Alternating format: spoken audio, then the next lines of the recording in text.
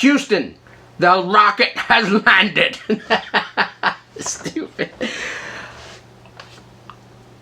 I'm without words. That's strange for me, but I will have plenty of words. TJ and his wife, Miss TJ, her name's Michelle, by the way, have real internet after over 20 years of living out here in the sticks. You don't see sticks, you see high-tech gadgetry behind me. But I used to live in town, up in a mountain town, but up there, 2000, 2001, you could get real internet. I think we got it through the cable service, if I remember right. So for its time, it was great. Then we moved out here about 20 minutes out of town, in the sticks a little bit more. As it was, the little city that we live in up in the lower mountains of California is about an hour away from Sacramento. So you're out of the normal craziness of city life. Quiet city life up there. So it was still too noisy up there, so we came down here in a little community that has considerably less people. Deer, bear, mountain lion, you name it, coyotes, fox, all those things to enjoy quiet, peace, 10 acres. But with that meant terrible internet. When I first moved here, I signed up for dual ISDN. This is how long this thing dates back to. So out here I had dual ISDN set up at first. And then satellite internet became an option. So I signed up with Hughes Network. You can Google it. I wouldn't. But for basic internet connectivity, it was cool for the time.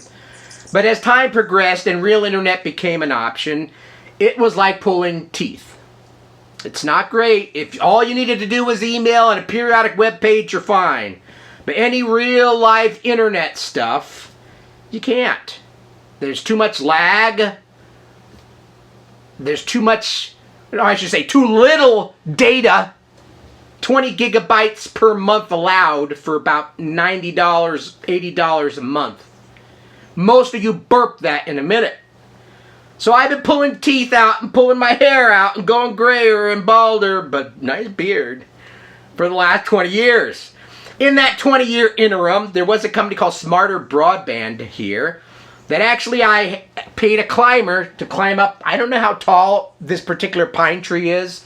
I'm going to guess 100, 150 feet, something like that. Climbed up, and they had a line of sight type of internet that I signed up for. And at first it worked pretty well, but you can imagine putting an antenna up in a tree, and the tree can have stuff going on, and over time it became flaky. And they could never improve on that flakiness, and there was new towers that popped up that we could put an antenna on a stable house and point it at. So I ended up going back to Hughes. And I've been with Hughes ever since, and it's been a hard life. In all honesty, you know, it got me through, but it's been painful, especially when you have a YouTube channel, you want to upload videos. Most of you do that within minutes. It takes me half a day overnight. Downloading an update to an OS, holy cajoles. Streaming, I want to watch my cat videos. I can't watch cat videos because it buffers at 144p. You can see I'm getting frothy at the mouth. So it's been a bad existence. Happy to say yesterday, there's been rumors about fiber coming out here for a long time. Out here, we could not get cable. I was too far away for DSL through the phone service. Smarter didn't work out. That line of sight stuff never panned out well for me.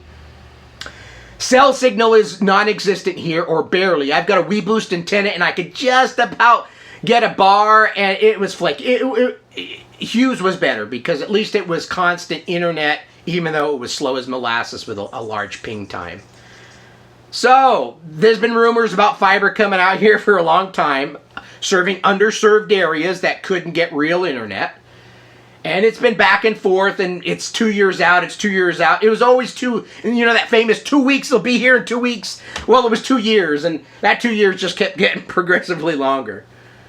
Finally, it became reality, and for the last couple of years, I would say in the last year, actually, they started doing build out, and it looked very promising.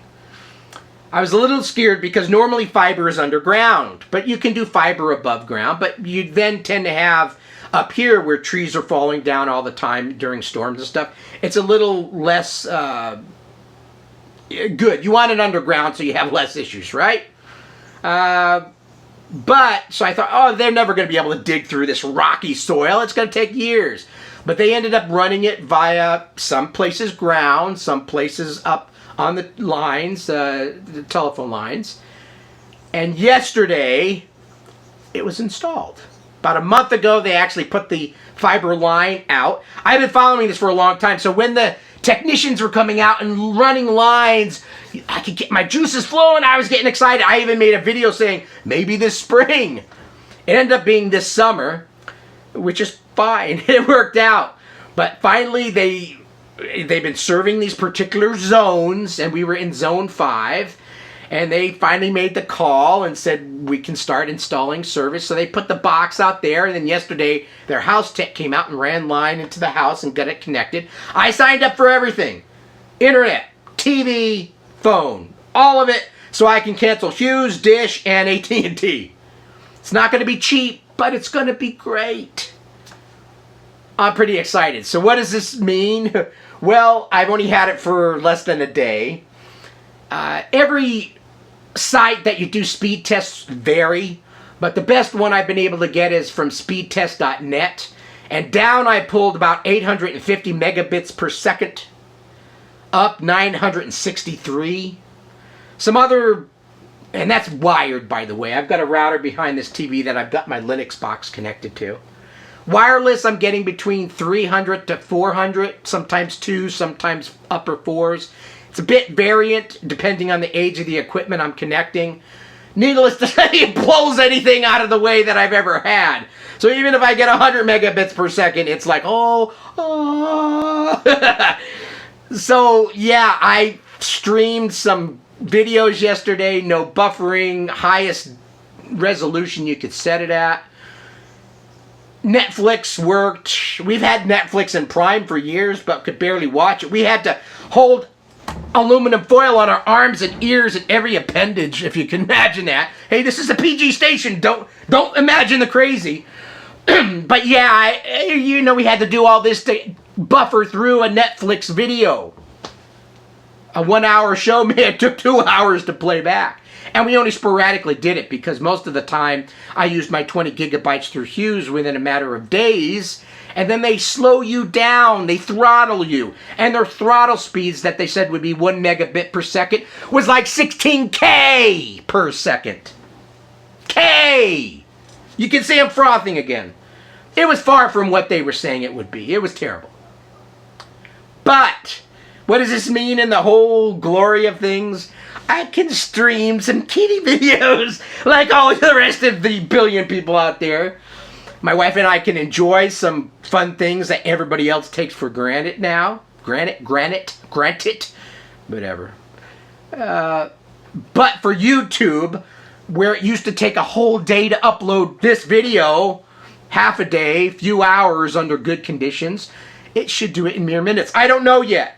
I would have to actually use a program called Handbrake to take that 2 gigabyte 10-minute video down to 1, and then it still took forever, and I had to put it at medium 1080p. So for the first time, I think I'm going to set it to the highest settings, the highest resolutions, and see how long it takes to upload. I'm going to guess mere minutes. So it's going to be wonderful. What does this mean for my YouTube channel? I'm hoping, and it's going to take some time for me to figure this stuff out, but I want to do some live streaming on YouTube. One of the first fun things I'll do on the Sinclair Society side of things is there's a game I've been itching to play, never played it yet, The Hobbit, a text adventure game. And I had posted in the last internet video I did that, hey, maybe what I'll do is do a live video, and I'll have, if somebody actually watches it, help me play The Hobbit. And they can say, TJ, go north, go south, or whatever, and we can play together. Got an itchy nose. I just trimmed my beard not long ago. I've got hairs all over the place. It's going to be interesting. It's going to be fun. So I could do some live stuff now. I've had a lot of folks that say, hey, you want to do an online interview with me? And I couldn't because I can't do Zoom. I couldn't do any of those things. It was like pulling teeth again. So I may be able to do those if anybody actually wants to interview me for something. I'm just TJ. Who wants to freaking interview TJ? I'm just a dude that plays retro computer games. Enthusiastic though, so maybe some people enjoy that aspect of things. And I love making these type of videos. So this is just a video of saying I'm excited. I was going to do a dance, but I'm too tired to dance now. I've been watching too many videos all night. This is awesome, folks. I'm excited. Hopefully this service works well for us. And I can start expanding on my YouTube channel. Maybe make the videos a little higher resolution. I need to get a better camera. I'm still using a Pixel. And yeah, here's a phone ringing. Oh, let me answer this. Hold on a second. Hello? Yeah, this is one of those... no, he's not. Can I take a message? You have a great day.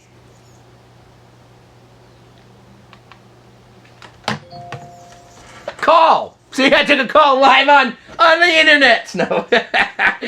Just somebody probably trying to sell something, but I'm still nice to him, right? I'm just nice TJ. So anyway, thanks for watching my video. Get excited if you want to see me upload something really fast and be excited about it.